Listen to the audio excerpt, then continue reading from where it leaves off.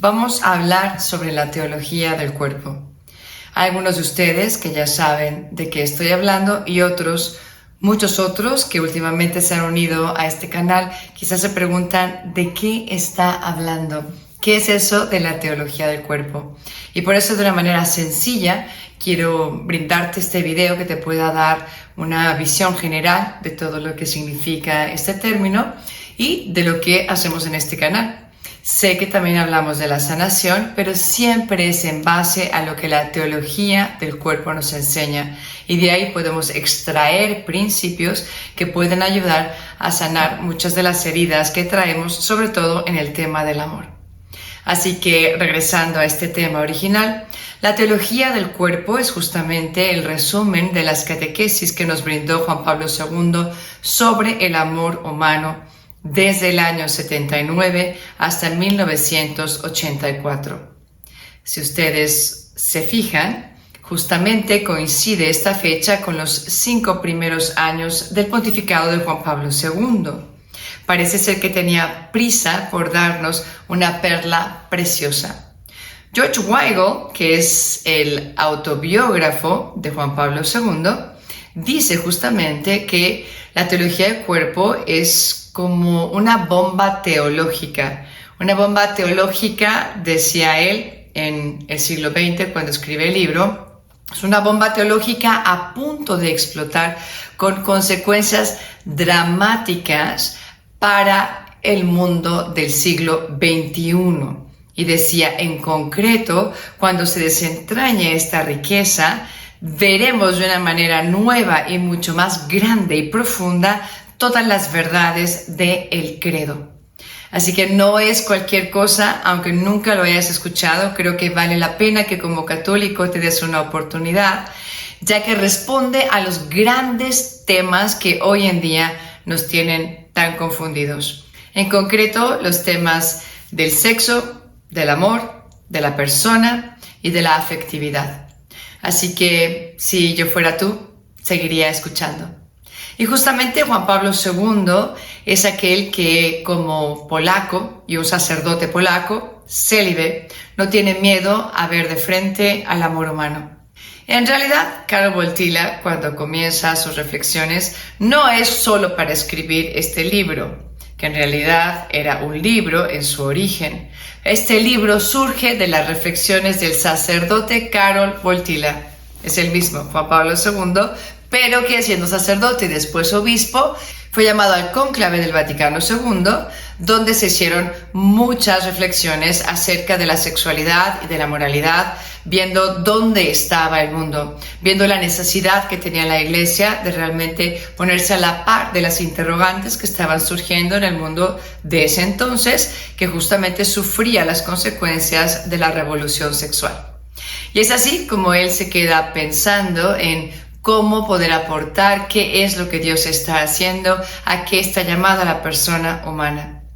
Unos años después del inicio de la revolución sexual, Pablo VI publica una encíclica que se llama Humanae Vitae. Justamente va a hablar sobre la natalidad y la espiritualidad conyugal, que a veces es poco valorada y sin embargo, uno leyendo Humanae Vitae se va dando cuenta que el sustrato de toda la enseñanza está justamente en esta invitación que hace el Papa a cada matrimonio para abrirle de par en par las puertas a Dios, darle la bienvenida en la recámara y dejar que la confianza en Él, sumada al conocimiento que el ser humano puede tener de sí mismo y de los fines del amor, entonces pueda abrazar esta enseñanza. Desafortunadamente, esta encíclica se publica teniendo de alguna manera a los medios ya en nuestra contra. Quizá los medios de comunicación se adelantaron un poco a la respuesta del Papa y muchas personas empezaron a entender que la Iglesia tenía otro parecer acerca de este tema tan importante. Y tan importante el tema que Juan Pablo II forma una comisión donde están los profesionales en todas las ciencias humanas, incluidas obviamente la ciencia de la biología, de la medicina, de la psicología, entre otras. Y una vez que Pasa el tiempo, meses de investigación, la comisión le deja al Papa el resultado sobre la conveniencia de usar anticonceptivos. Y no solamente para el mundo católico, sino para el mundo entero, que en aquel entonces siempre miraba a la Iglesia Católica para saber hacia dónde iba la moral sexual. Podríamos decir que es la primera vez en toda la historia de la Iglesia Católica que de alguna manera la mayor parte de los católicos se rebelan contra una enseñanza. ¿Y por qué? Porque no la entendieron. Porque simplemente se llegó a la conclusión y se le ofreció a la persona católica, pero quizá ya esa persona necesitaba un poquito más de explicación. Quizá esta persona católica ya tenía crisis en el entendimiento de quién era como persona humana, cuál era su dignidad y sobre todo a qué estaba llamada en el campo hermosísimo del amor. Pablo VI abre una invitación a todos aquellos que quieran seguir profundizando en esta enseñanza y Juan Pablo II es uno de los que se tomó muy a pecho esta invitación. Y es así como empieza a reflexionar, pero no solamente lo hace cuando está rezando o en sus caminatas personales, sino que abre esta reflexión a las parejas que él conoce, a los varones y a las mujeres que él ha podido ir guiando en la dirección espiritual, en la confesión, en las excursiones que él organizaba para irse a la montaña con ellos y ya acampando.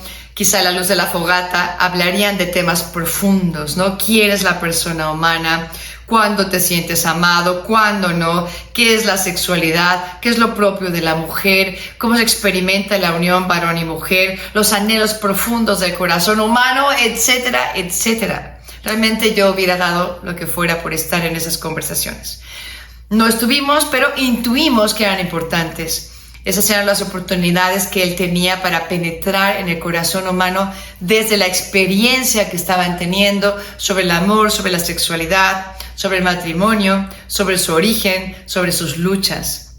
Luego él bajaba porque muchas veces siento que Juan Pablo II subía a la montaña para esas discusiones y subía para esquiar y subía ahí donde empezaba el río para estar en kayak. Como sabemos, era un papa muy deportista. Y yo me imagino que descendía luego ya a donde él estaba trabajando, en su parroquia, en el arzobispado, donde estuviera, y a la luz del sagrario, ahí delante de Dios, continuaría estas reflexiones a partir también de la escritura, de la belleza y la tradición del magisterio y de la experiencia que le aportaban tantas personas. Y se da así un escrito que conlleva algo muy característico de Juan Pablo II, que es justamente su fenomenología, que le lleva a extraer la experiencia y no solamente quedarse en los hechos externos o en una ética que se impone, sino a ver lo que sucede en el corazón dentro de la experiencia de cada ser humano, que justamente nos lleva a buscar el bien y el verdadero amor. Y por otro lado, ese personalismo que le hace a él centrarse justamente en la persona humana, en sus anhelos, en sus deseos más grandes, en su capacidad de amar, en la batalla que se libra justamente en el corazón del ser humano, etc. Fenomenología y personalismo que van a caracterizar y a impregnar todos los escritos de las catequesis en la teología del cuerpo. Pues bien, llega Juan Pablo II y ya trae un libro bajo el brazo. Y justamente es el de la teología del cuerpo, pero por razones ajenas a nosotros, al parecer no se le permitió publicar ese libro siendo ya papa, puesto que lo había escrito siendo cardenal y también sus reflexiones venían desde los años de enseñanza en el seminario o en la parroquia. Y entonces Juan Pablo II, que no tomaba un no por respuesta, lo que decide él es empezar a dar su libro a través de diferentes capítulos que él va dividiendo en las audiencias de los miércoles de San Pedro. Quiero reflexionar con ustedes en la providencialidad de este hecho. Cuando él comienza a dar estas catequesis y no las da antes, estas catequesis, en vez de haberse quedado en catequesis diocesanas, que pues iban a interpelar solamente a los polacos, sube esta catequesis a una categoría pontificia, donde es el sumo pontífice que enseña la catequesis con un valor universal para todo católico que esté buscando la verdad. Y es así como tú y yo hemos recibido la bendición de esta teología del cuerpo, que fue escrita en un libro y luego nos fue dada en 129 catequesis que se pronunciaron en estos miércoles de audiencia, más 5 o 6 que estaban allí escritas pero no fueron pronunciadas, ya que unas serán quizá repetición de alguna catequesis que el Papa ya no le vio el sentido de decirlas o de pronunciarlas, pero también había otras que tenían justamente el tema del cantar de los cantares. Y consideró que no era apropiado hacerlo en público, sabiendo que en las audiencias pues tenemos un público muy familiar, donde hay niños pequeños, adolescentes, jóvenes, y había temas eróticos tratados para la madurez de alguien que puede realmente entenderlo. Y definitivamente son propias de una catequesis para el matrimonio o para personas adultas. Es así como este tesoro de 134 catequesis llega a nuestras manos. ¿Qué es esta teología del cuerpo?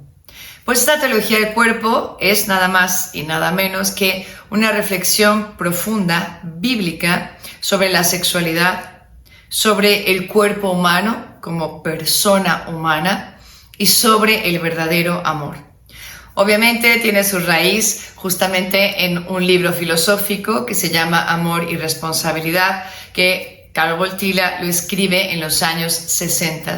Pero cuando uno lee Amor y Responsabilidad, comprende que esa enseñanza va a impregnar también toda la teología del cuerpo. Y si me preguntas dónde pudiera encontrar la teología del cuerpo en resumen, yo te diría que en cuanto a tiempos, después de la teología del cuerpo, cuando el Papa escribe su encíclica Mulieris Dignitatem, la dignidad de la mujer, allí encontramos un pequeño resumen de todo lo que es la teología del cuerpo. Sin embargo, yo te invito a que, además de este resumen, puedas profundizar en cada una de las catequesis.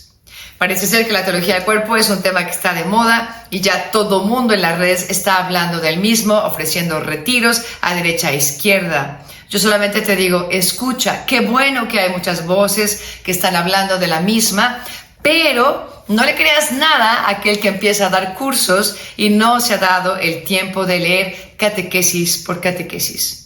Tengo que hacerte una confesión, yo nunca lo había hecho, hasta que empecé a ver la necesidad de acompañar a muchas personas que querían saber un poco más de la teología del cuerpo, pero que no tenían quizá los recursos para ir a un curso a Estados Unidos y necesitaban también encontrar tiempos adaptados a la conveniencia de sus horarios. Y finalmente el Espíritu Santo a mí me dijo, empieza un canal de YouTube donde puedas ir leyendo cada catequesis y explicarla para quien está leyendo. Y es así como yo misma me di a la tarea de hojear página por página de este tesoro de libro que es Varón y Mujer los creó, catequesis sobre el amor humano. Decíamos que la teología del cuerpo justamente nos ayuda a comprender muchos temas que en este mundo no se entienden muy bien. Y desde la teología es como vamos a comprender justamente el gran misterio que existe en la persona humana, varón y mujer, y cómo ellos están llamados a hacerse una sola carne. Gran misterio es este, dice San Pablo, y se refiere justamente al amor de Cristo por su iglesia.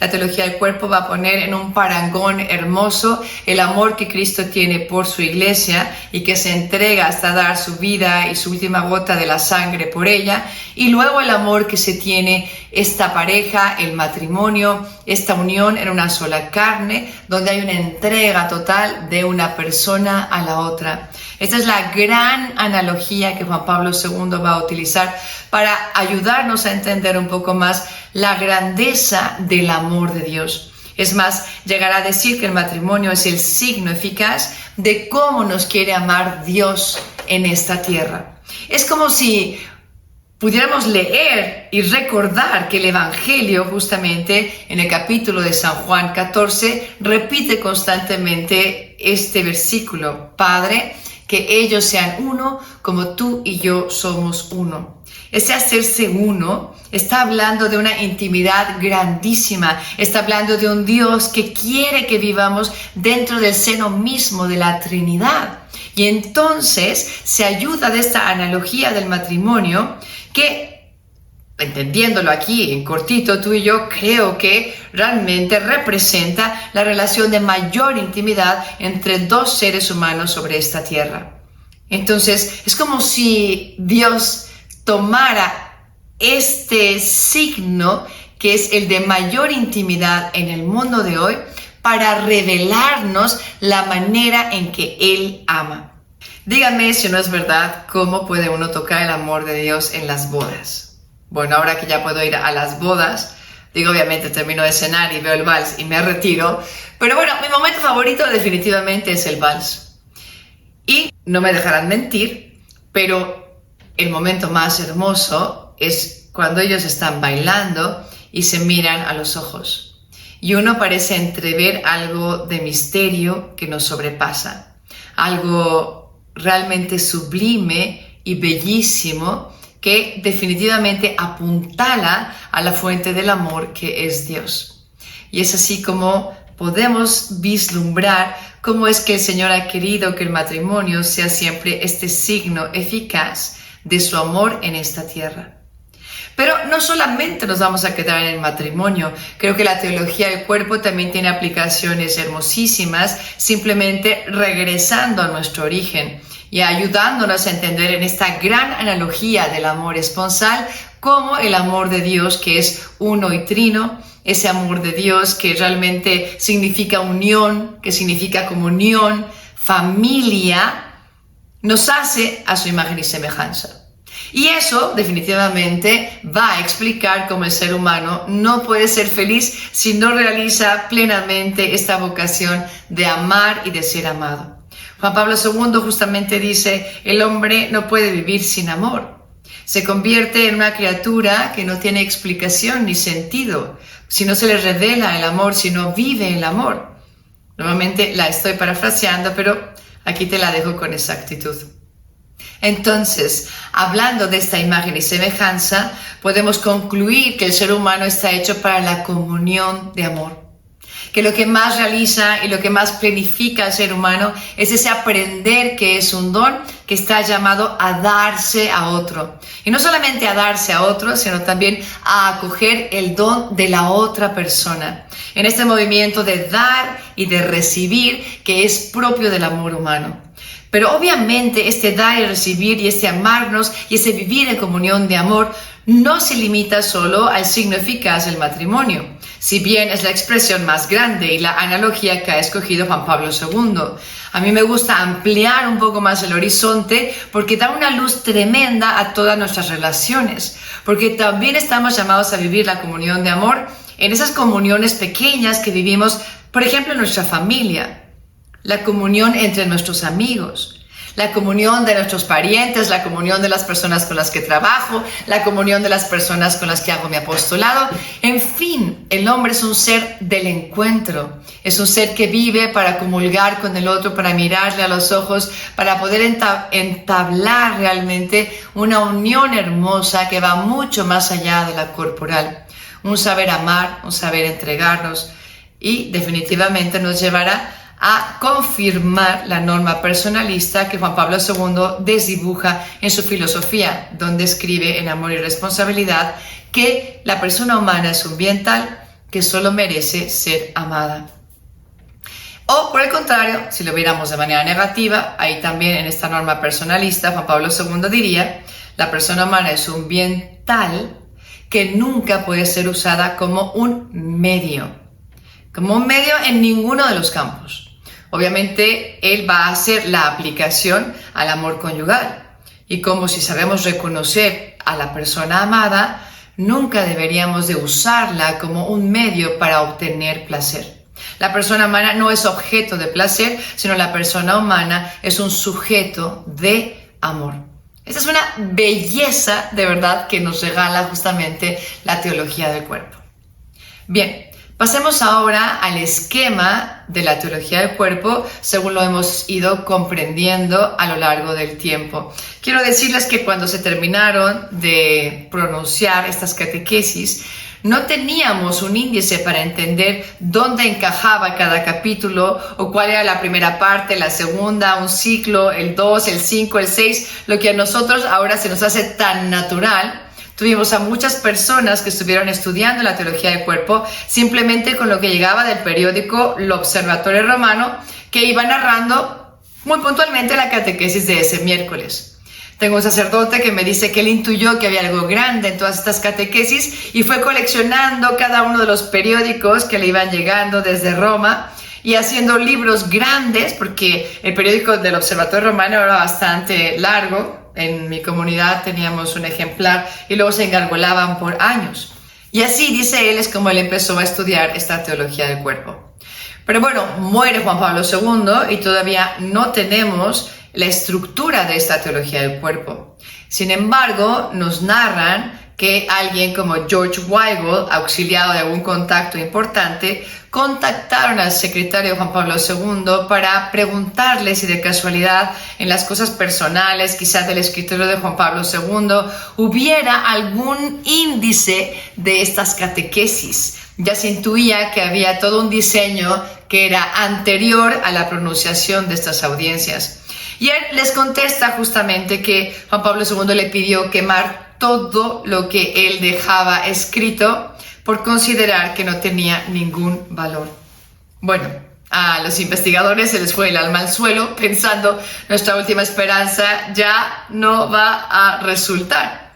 Pero luego se dan cuenta que el secretario empieza a bromear y les dice: obviamente todo valía la pena y por tanto no lo quemé. Y aquí está este índice que tanto buscaban. Y les entrega el índice de la teología del cuerpo escrito en polaco, así como sale del corazón de Juan Pablo II. Hoy en día hay muchas maneras de dividir la teología del cuerpo. Quizá hay unas que son más originales, más apegadas a este escrito, y otras que tienen diferente razón de ser. Yo les voy a explicar la que yo aprendí en México a través del Instituto Amor Seguro, porque me parece una manera muy pedagógica y didáctica para comprender la teología del cuerpo. Y en esta manera de comprenderla se divide la teología del cuerpo en dos grandes partes. La primera gran parte que se va a dedicar a desentrañar la identidad de la persona humana. Justamente contesta una pregunta existencial que es la de ¿quién soy? ¿Quién soy como persona humana? ¿Quién soy más allá de lo que hago bien? ¿Quién soy más allá de mi apellido o de la ropa que me pongo o de los viajes que yo hago o de lo que la gente piensa de mí en esta era del Instagram y del TikTok? Más allá de todo eso, ¿quién eres y cuál es tu identidad? Y para poder darnos esa identidad, él desarrolla lo que se llama el tríptico antropológico. Tríptico porque tiene tres partes y antropológico porque es justamente el estudio del ser humano adecuado, una antropología adecuada. ¿Cuál es la manera adecuada de entender a la persona humana? Y nos lo va a desentrañar en tres fases. La primera es el origen del ser humano. ¿De dónde viene esta persona? ¿Cómo ha sido amada profundamente por Dios? Y desde allí y desde ese Dios que ha querido que esa persona exista, en ese origen de nuestros primeros padres, ¿cuál es la luz que arroja hacia la persona que soy hoy? En el principio, ¿cuál era el sueño de Dios para el ser humano? Y en base a estas reflexiones vamos dando luz a lo que yo soy, más allá también de la actividad concreta y de la personificación que yo hago del ser humano en mi vida diaria. Una luz que es más contundente, que toca las fibras íntimas de nuestra existencia y que se aplica para todo ser humano.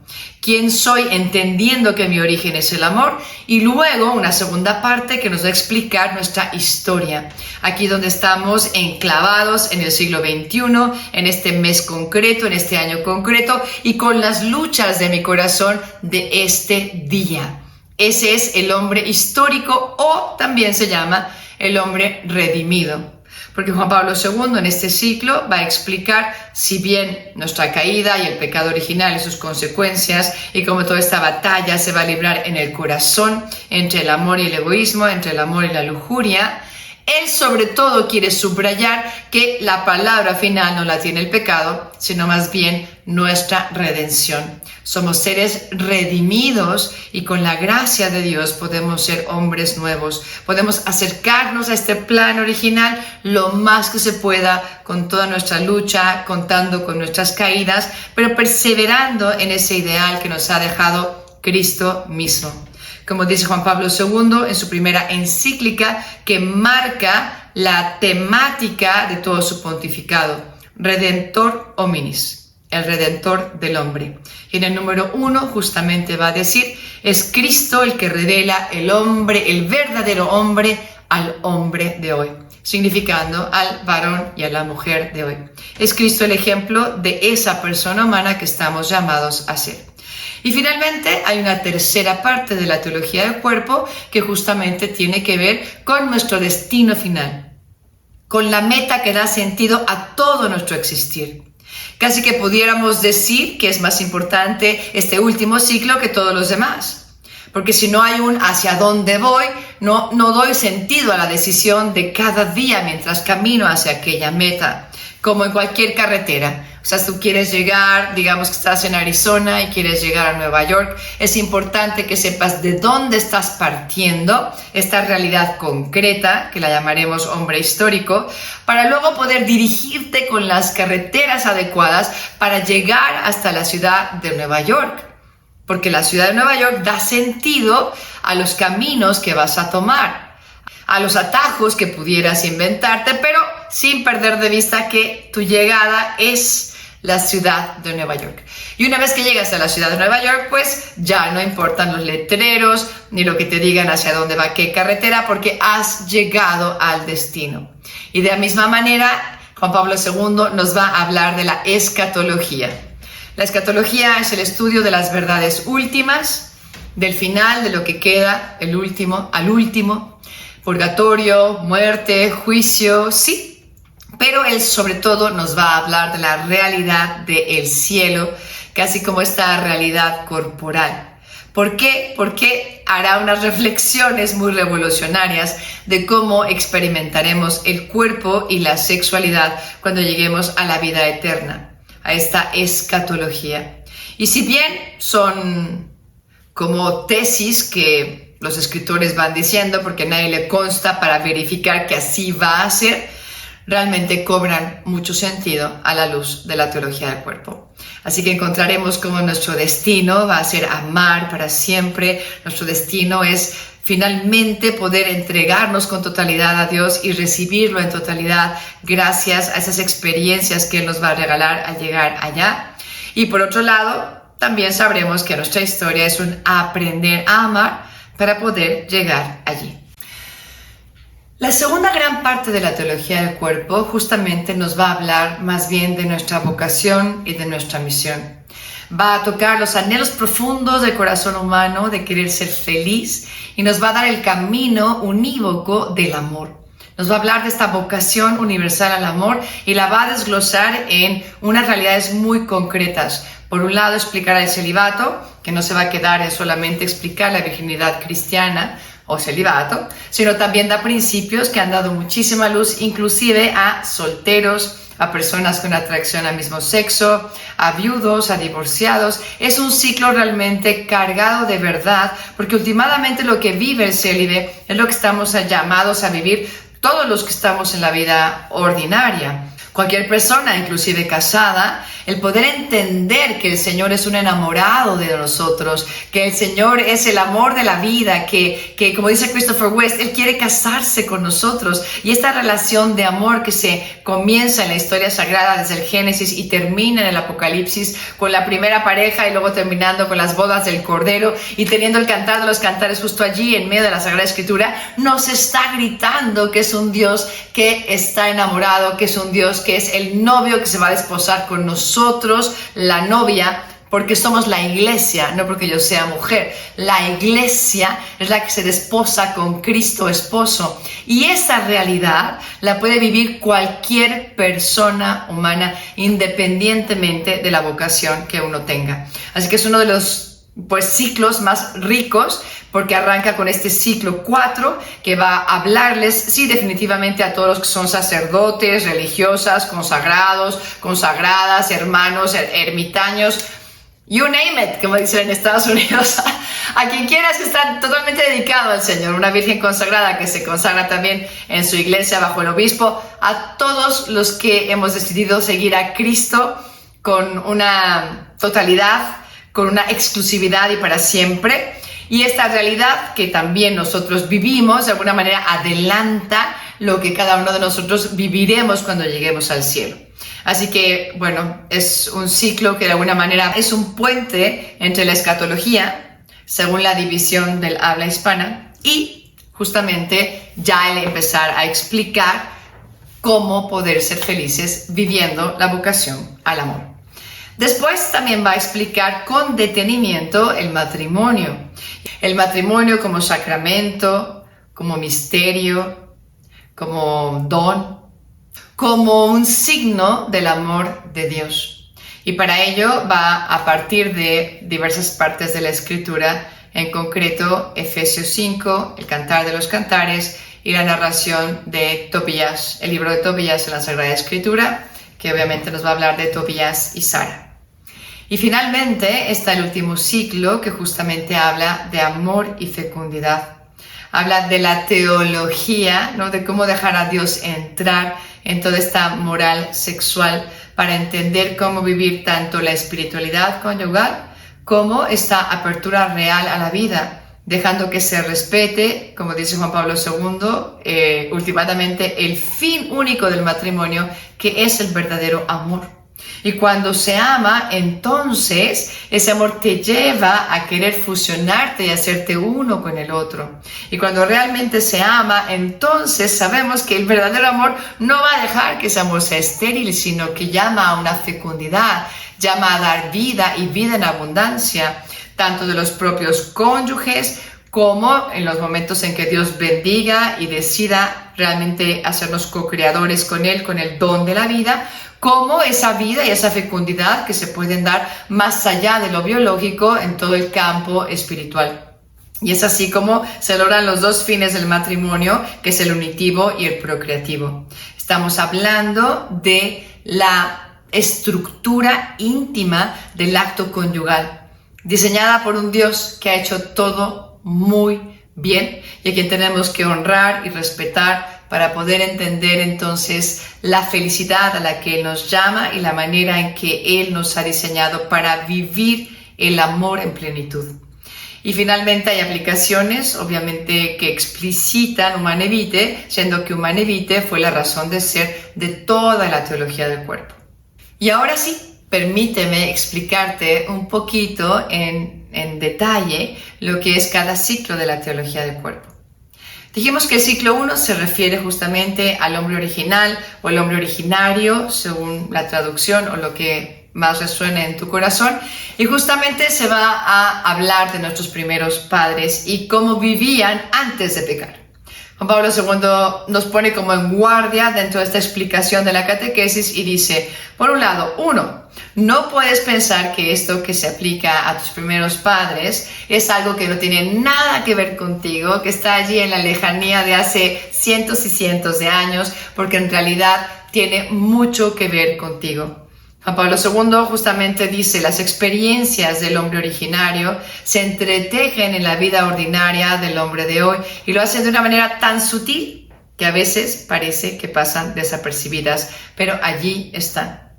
Y segundo, es importante también hablar de un error común en el mundo en el que vivimos, que quieran que no nos está gritando, Génesis, ¿de qué estás hablando? Es una historia que se inventó la iglesia, es pura mentira, Adán y Eva no existieron. Entonces la iglesia quería inventarse una historia para que creyéramos que existe el pecado y entonces que nos portáramos bien. ¿Les suena? Sí, es el discurso del mundo mundanizado, ese mundo que está lejos de Dios y que no quiere que nos acerquemos a Él. Y en realidad es importante comprender el género literario de cada uno de los libros de la Sagrada Escritura para poder interpretarlos en su contexto. Y vamos, si Juan Pablo II, que es un genio y sabe mucho más que tú y yo en todos los idiomas y la manera de penetrar con su filosofía y su teología las verdades que creemos como católicos, si él está usando como base el Génesis, quiere decir que es válido y que hay algo ahí que no estamos captando tú y yo porque nos falta un poquito de formación, como me faltaba a mí. Así que no se preocupen, bienvenidos al club, pero aquí estamos todos para aprender. Y entonces él explica que el género literario justamente de Génesis 2 y de Génesis 3 tiene que ver con una narración mítico-simbólica. ¿Qué quiere decir? No quiere decir que es un cuentito que se inventó la iglesia para que te portes bien. En realidad, el significado más profundo de mito, en este sentido, tiene que ver, dice el padre Bransfield, con algo que es tan verdadero que no se puede ver bajo el microscopio. Y es que es verdad, o sea, a nadie se le ocurre en sus 5 sentidos pensar que la narración de Génesis corresponde a una narración histórica. Es imposible, porque nos estamos remontando al origen del universo, donde no existía ni siquiera una manera concreta de escribir lo que estaba aconteciendo. Años después ya se empezó a depictar con los dibujos en las cavernas, etc. Pero ¿cómo esperar que esto sea histórico cuando ni siquiera existía la escritura? Y aunque hubiera existido, ¿cómo es posible que pudiéramos pensar que es un libro histórico que nos narra los detalles con exactitud, cuando han pasado miles de años, literal, miles de años? Entonces, obviamente no es un libro histórico, tampoco es una narración periodística que te va a decir exactamente qué sucedió, cómo sucedió, cuándo sucedió. Entonces, ¿qué nos está diciendo cuando nos explica qué es esta narración mítico-simbólica? Nos está diciendo que es una manera en la que el Espíritu Santo inspiró al geógrafo para escribir esto de tal manera que nos revelara verdades del ser humano que son indiscutibles. Entonces, lo que se tiene que salvar de estas narraciones es justamente la esencia, la verdad sobre el ser humano, que es tan verdad que no puede verse bajo el microscopio. Y siguiendo esta lógica de explicación, últimamente, no lo sé, quizá Adán y Eva son nombres que se pusieron allí porque significaban algo que venía al caso con el contexto. Pero quizá el nombre real de este varón y de esta mujer era otro, ¿no? Quizá era, no sé, Pepe y Juana o cualquiera que sea el nombre, no importa tanto. Y no importa tanto el hecho de una manzana, porque de verdad dices, ¿cómo? Ay, Señor, ¿de verdad que te la armaste? ¿Cómo es posible que solo por una pequeña manzanita que tomaron de allí? No, es que no es el hecho de la manzana.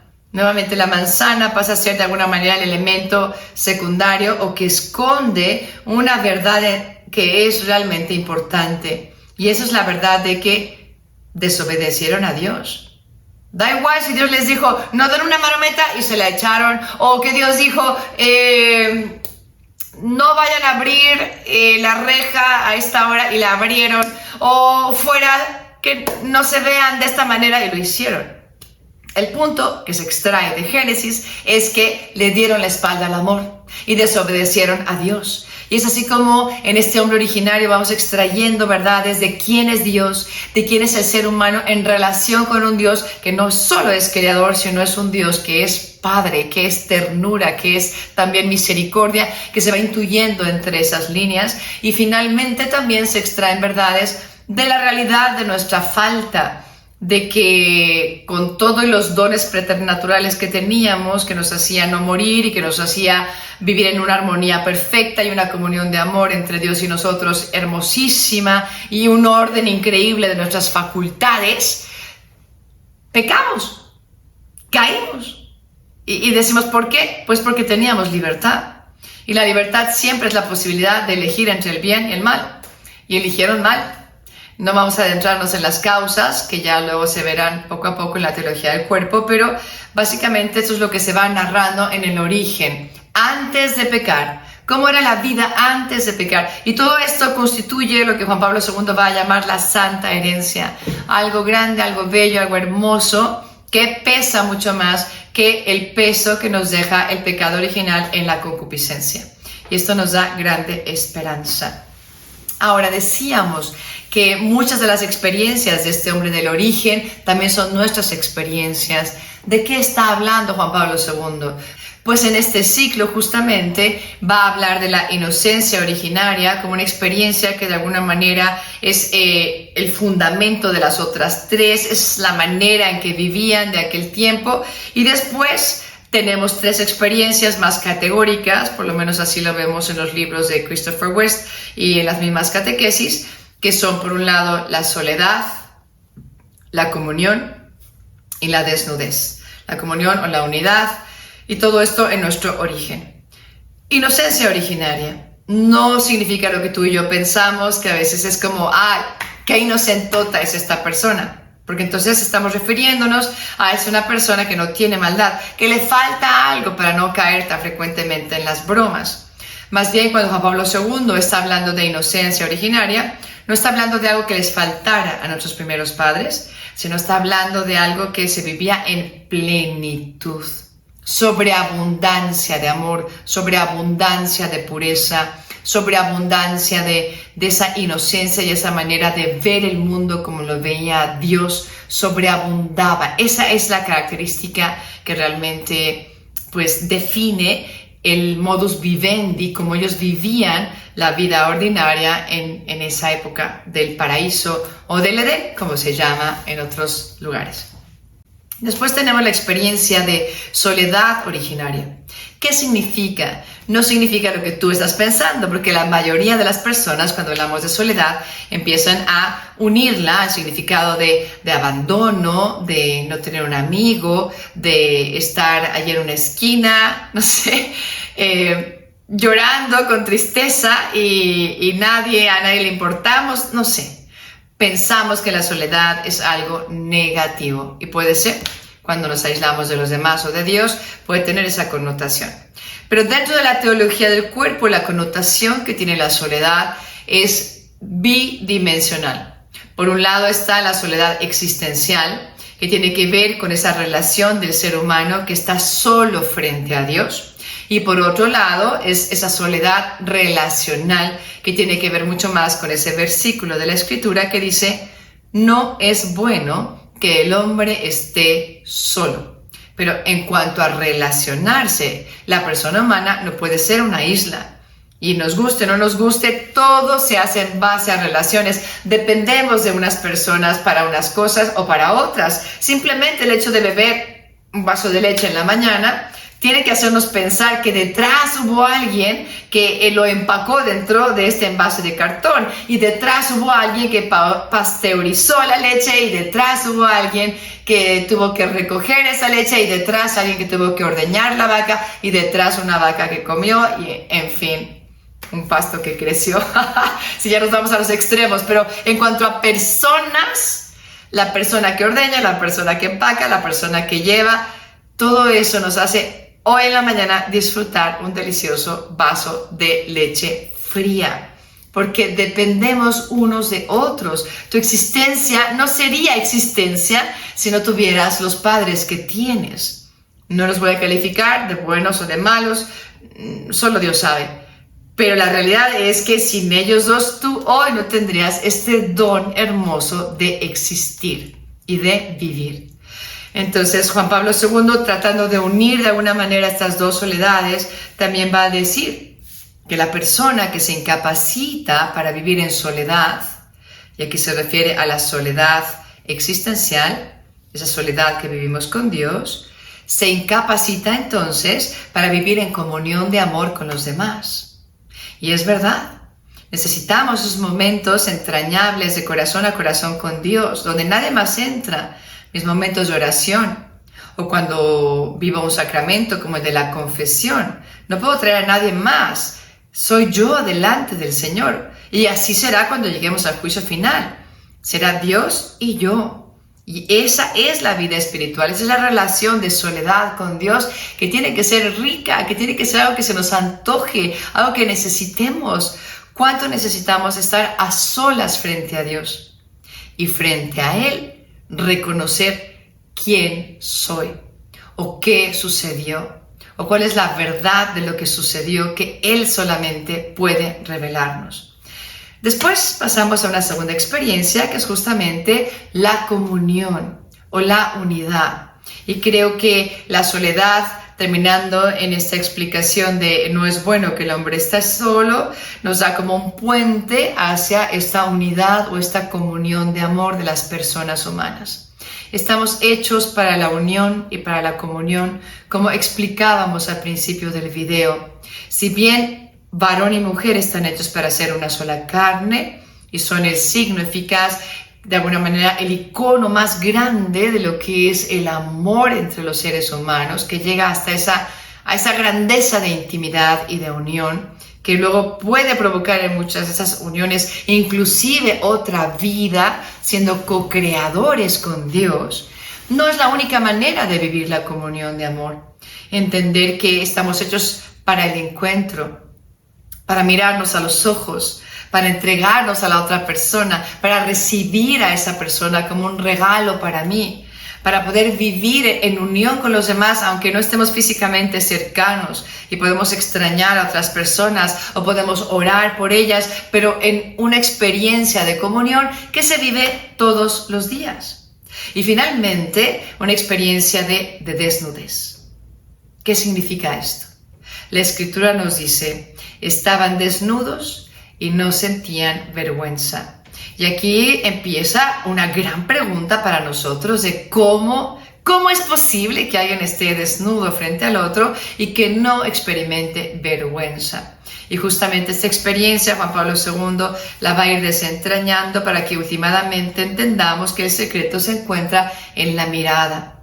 Si una persona te mira y te abraza en todo tu ser, abrazando a toda tu persona, el amor realmente vence todo tipo de vergüenza, absorbe todo tipo de vergüenza, porque es el amor el que hace mirar a la otra persona como un sujeto de amor y no como un objeto de placer, donde mi mirada cosifica a la otra persona, reduciéndola solamente a su parte externa. Y si bien esto es verdad y lo pueden experimentar las parejas que se han sabido amar en su luna de miel y en encuentros subsecuentes de este amor conyugal, también tiene aplicaciones en la vida espiritual.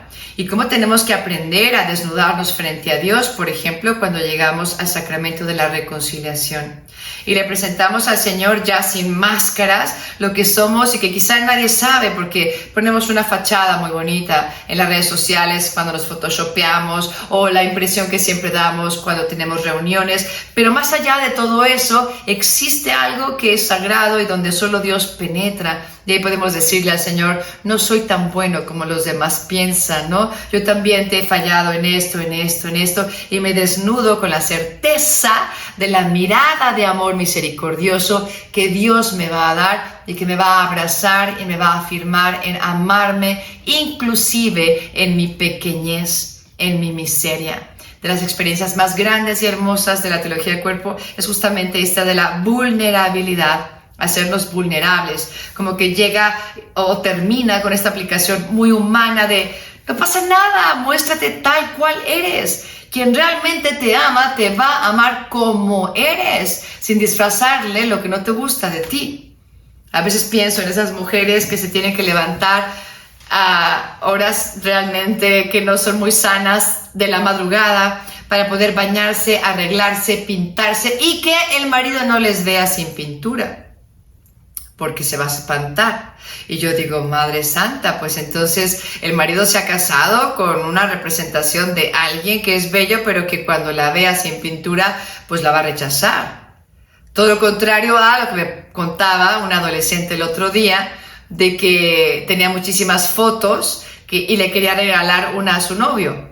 Y entonces se las vio a escoger, las tenía todas impresas, eran como unas 20, y después de verlas todas, la que el novio escogió es justamente una que alguien le había tomado al adolescente en un momento donde justo se estaba despertando. Entonces, imagínense la foto, ¿verdad? Los pelos así parados, quizá la ojera, así un poquito como, ¿qué está sucediendo? Y ahí le sacaron una foto. Y de esa foto, él se enamoró y no la quería devolver. Obviamente, como tú y yo nos imaginamos, la novia no le quería dar justamente esa. Decía, ¿por qué no escoges esta donde estoy tan hermosamente vestida para esta boda? ¿O por qué no escoges esta donde estoy aquí muy linda, no sé, en mi traje de baño? Yo qué sé. No, él escogió donde ella estaba con sus pants, ¿verdad? Levantándose de haber dormido toda la noche porque se había enamorado de lo que ella era.